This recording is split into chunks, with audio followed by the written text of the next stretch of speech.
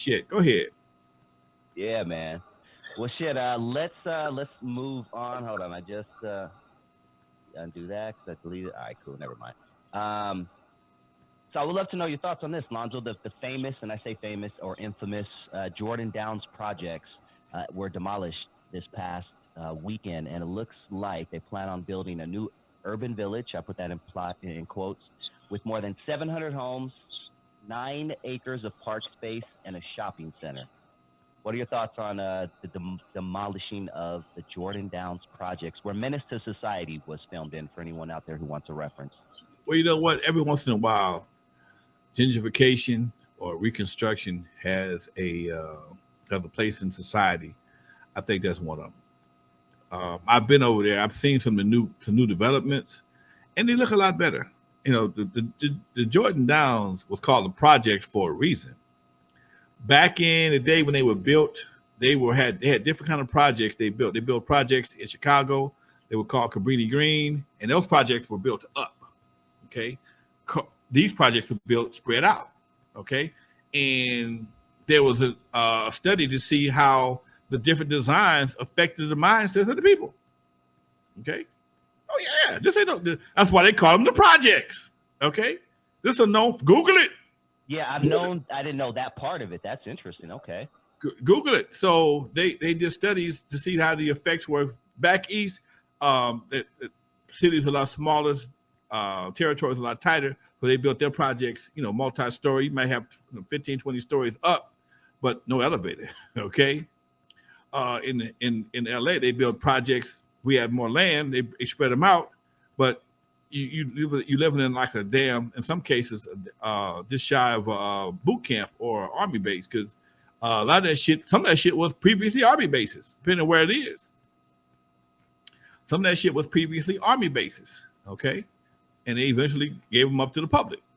I don't know about the about Jordan Down for sure, but I know some of the stuff, some of the places in San Pedro, if they're still around. I know there were some projects in San Pedro off Yep. of Pacific Coast Highway that one time they were army bases. And they tore them down and they rebuilt them.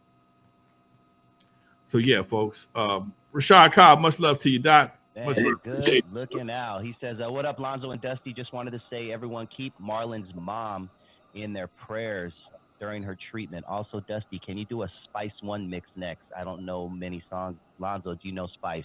Yeah, I do a mix every Saturday on my show, and I got you, Rashard. I got you on some Spice One. Go ahead, Lonzo. Did you know Spice One? Not really. I knew of him, but I didn't really know him that well. Not to say I can't, no real interaction, anything like that. Yeah, you got a Spice One show coming up this Saturday, man. I was gonna be putting my show together this Wednesday or Thursday, so I'm gonna make sure to do a special show for your donation on Spice One, most definitely. But yeah. Back to the projects though, Lonzo. Where, to the best of your knowledge, because you go back to the 50s. You were born in the 50s, right? Yeah. 50s. Okay. Were the projects always that like that? Was Jordan Downs always like that? Was Nickerson Gardens always like that, or was it the gang element that really brought that in? Now you know what? When I was a kid, my mom had cousins that lived in Nickerson Gardens. We went there all the time. We went there all the time on the Sunday, visit my mom's cousin, and it was a different vibe, but we never had any issues. And I think like most things in the city, got compacted and elevated when the gang situation jumped off. When gangs became the primary group of various communities, everything got hot. It could be Fox Hills got hot for a minute. Shit. Yeah. And the projects was more condensed because you got a lot more people in a smaller area. And then you got groups. You got Jordan Downs. You got um, the Pueblos. You got all Imperial Courts. All these different places, and people start segregating themselves and start doing different shit to each other because they're all competing for the same piece of cheese. Yep. Mm. Mm-mm. Okay, you know what? Let's. We've talked about this in the past, but I love these stories. But can you talk to us about? Is it the Watts Fest? Watts Stax Fest? Watts Stax. There's two. Aren't there two? There was a Watts Summer Festival, and then there was the Watts Stax, right? Watts Stax was the first one I went to. I was 16 years old. Isaac Hayes was the headliner. Barcades, Joe Tex, Staple Singers, dramatics. It was a big show, man. It was a big show, and it cost $1 to get in. Coliseum, Los Angeles Coliseum, $1 to get in, and it was on a Saturday afternoon because I know that next Sunday they play football the next day. And the big problem they had that day was keeping people off the field. Now, the way they set the field up, they set the stage up in the middle of the field, so everybody was on the side, and nobody was close to the stage at all. Nobody was close to the stage. But the field might have been set up, maybe the stage might have been set up at the 50-yard line. Okay, and it was set up just like it would be at like a football team. So you got people facing the goalpost, but you got people all around, and there's nobody close to the artist. It was really a funny ass vibe. It was really funny because you're supposed to sit in the stands and listen to them play and not dance. And here we are, probably one of our biggest eras of dance in South Central LA. Everybody is locking and jumping around and doing the JJ and all kind of shit. And you telling all these people they need to sit in the damn concert, sit in their seats and watch the concert. Niggas don't sit in concerts right now. I can't stand going to concerts. Exactly. Everybody want to fucking dance in front of you. Anyway, don't get me started. And it was a dope ass concert, man. But as soon as the band would play, man, everybody running out to the stage and the music had to stop. Thank you, Underworld ENT. Lonzo is the GOAT of West Coast hip hop history. Thank you so much, man. I appreciate that, Doc. So the concert would always stop, and they had to get on the mic. Jesse Jackson, yes. Keep Hope Alive. Keep Hope Alive. Jesse Jackson. Get on the mic. Y'all, please stop. Stay off the grass because our deal is we can't be on the grass because the Rams or whoever was the football team at that time. I forget what it was. Might have been the Raiders. I'm not sure. Play tomorrow, and that's part of our deal. If we don't, we got to pay a bunch of money to for field whatever. That's they had real grass.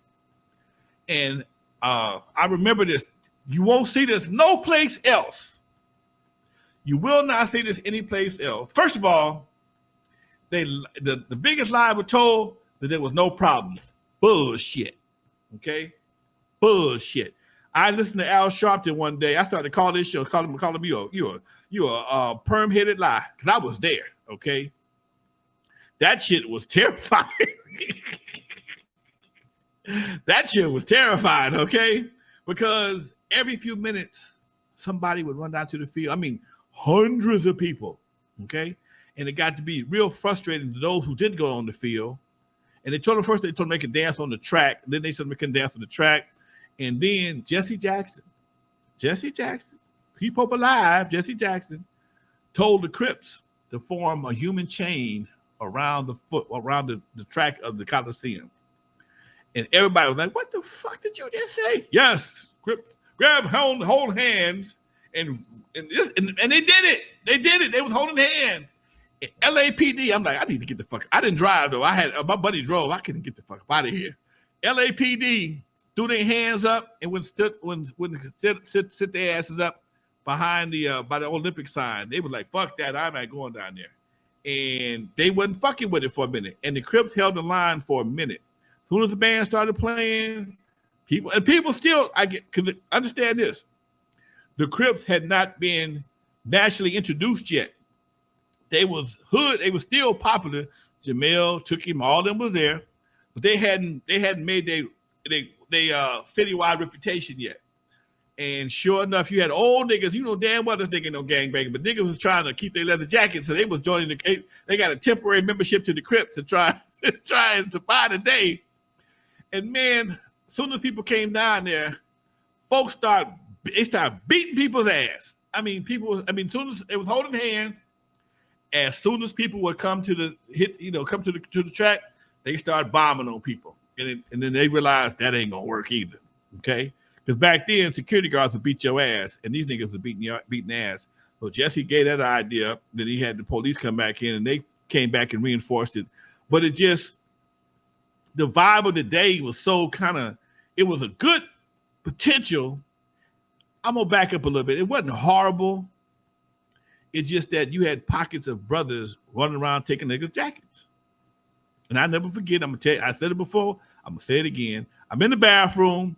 Niggas came in there looking for leather jackets. A dude was standing next to me, was pissing. He never put his dick back in. He took his jacket off and gave it to him. I ain't bullshit. He in the bathroom. We got the dick out. He pissing. Oh shit! Here come these motherfuckers. It's gone, man. Take the jacket. And it was just that kind of shit, man. You know, they walk up 20, 30 people, and you give them your jacket. I didn't wear leather jackets back then. I hadn't experienced it at that time. But then I never forget probably the saddest thing I saw. It got to the point with a couple of stampedes, and people were stampeding like a motherfucker. It was like running around and shit. And they cut a tree or something, man. It was real sharp. And this lady, that's why there, somehow or another, she caught her eye on the tip of the tree as she was falling down and tore all this shit out right here. It was just a horrible scene, man. It just, you know, it just was not, it wasn't, they covered up a lot of shit. I understand why, but people like me, I've been recording and observing shit in Los Angeles entertainment all my life, man. And I watched the documentary because Richard Pryor was in the documentary, and homeboy from the Love Boat, Ted Lang from the Love Boat was in the documentary. And they was talking about how smooth it was with no problems. So you the motherfuckers is lying, okay? I was there. I remember jogging around that motherfucker, looking over my shoulder. Oh, here they come again. So yeah, man, you know, I ain't mad. Damn, watch Stax, man. Shout out to the audience, man. Please hit that like button if you haven't already, and hit that subscribe button if you like what you are listening to. They wanted to bring it back to next year for $2. I was gonna say, keep going. They wanted to bring it back next year for $2. I said, I passed like a motherfucker. I ain't fucking with that motherfucker. No, it's all right. And dude, that kind of turned me off from concerts. I mean, I'll go to concerts, but I'm very selective for what concerts I go to, man. Because I remember as a youngster, we had a radio station called KACE and one called Cute 102. KACE was very tight with Motown, and in fact, one of the guys 103.9. One of the guys, his name was Alonzo Miller. He had, I think he had little writer's credits and publishing on Super Freak. That's how tight he was with Motown. He worked with Rick James and some other stuff. And they would give concerts in the park, at Jesse Owens Park. I mean, big concerts with people like Frankie Beverly and Mays. When they first came out, you could see him at the goddamn park. You see Chita Marie at the goddamn park. Rick James be at the park, okay? And this was like 77, 78. And because I remember I saw one of my girls from high school, from college. I went to college in 77. I saw a girl I had a crush on at the concert. I thought she had a baby. It was actually her little brother. And so yeah, I was out of college. I went to El Camino. I was out of El Camino about 77, 78. Didn't have the Eve yet. I don't think I did. No, I got the Eve in 79. And it just made for a good vibe because you go to the park, man, and just chill.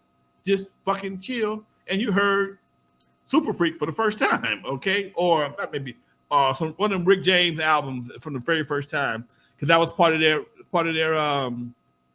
promotion. Would go out to the park and shit, man. And then shortly after that, man, people started running and getting beat up and shit, and the liability factor became too great because no matter where you are, this is something I did a clubhouse the other day with a young brother. He was talking about doing a nightclub and how his limits of responsibility. But if a radio station does an event, somebody get hurt, they're gonna sue the radio station. Radio station, you did it. It's your shit. And, you know, it could be the county's fault for not having security or whatever, but they're going to sue the radio station. So a lot of liability, people just don't want the liability, you know. And back then, you probably didn't do it on insurance. You probably just did it, put them out there to the park and did your shit. Like I used to do. I would go out there with my sound system and just play. I ain't never had no insurance policy. But, you know, at some point in time, the streets just got too wild. And the Snoop say these streets is crazy.